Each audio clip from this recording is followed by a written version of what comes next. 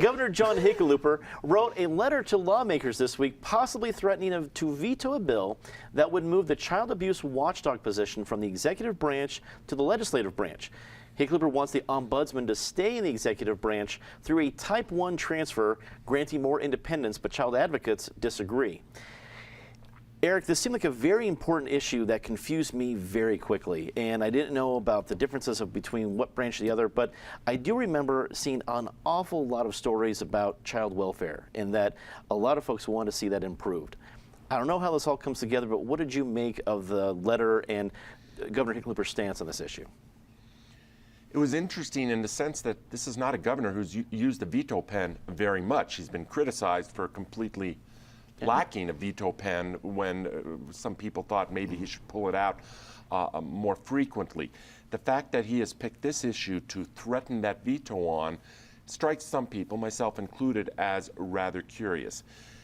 For someone to understand this issue, you need to go back to a good Denver Post story written by Jennifer Brown. I believe the date on it was March 31st, so 10 days ago or something like that. And Jennifer did an effective job of exposing a lot of political influence, not in the Hickenlooper, not in the upper echelons, nowhere near the governor, but down in the bowels of the Department of Health and Human Services bureaucracy, where this responsibility and this ombudsman currently resides.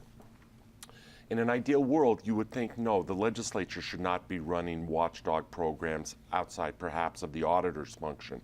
That, that's an executive branch function.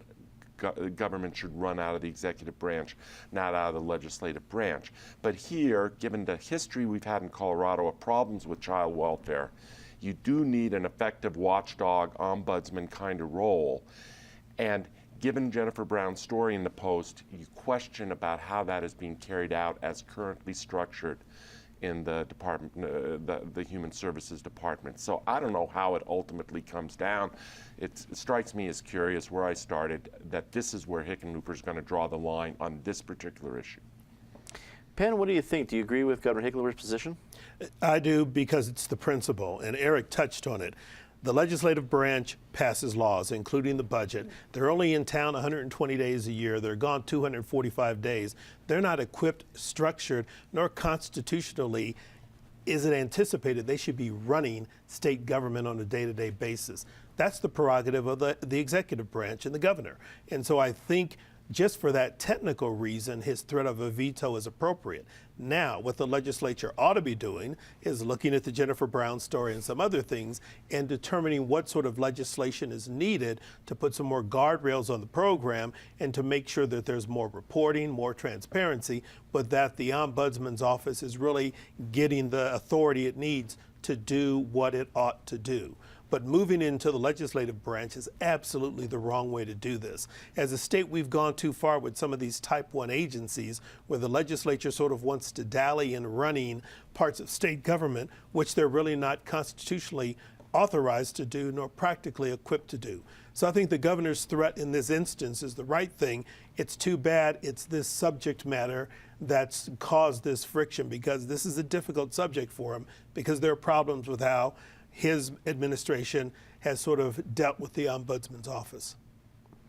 Patty, with all the focus on child welfare in this whole office, is the governor making the right stand? Well, I think given what both Penn and Eric talked about, the fact that you have a legislature that is not there year-round to monitor this, what we need to have is more oversight, not less, and not make this more political.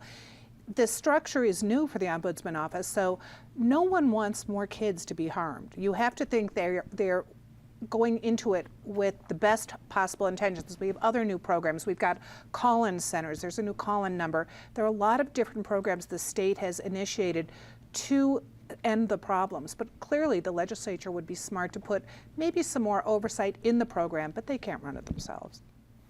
Amy, do you think the legislature is going to respond to the letter the way the governor wants them to? Boy, there's a good question, but it isn't just this issue that the legislature and the executive branch are butting heads. You see it with the healthcare exchange.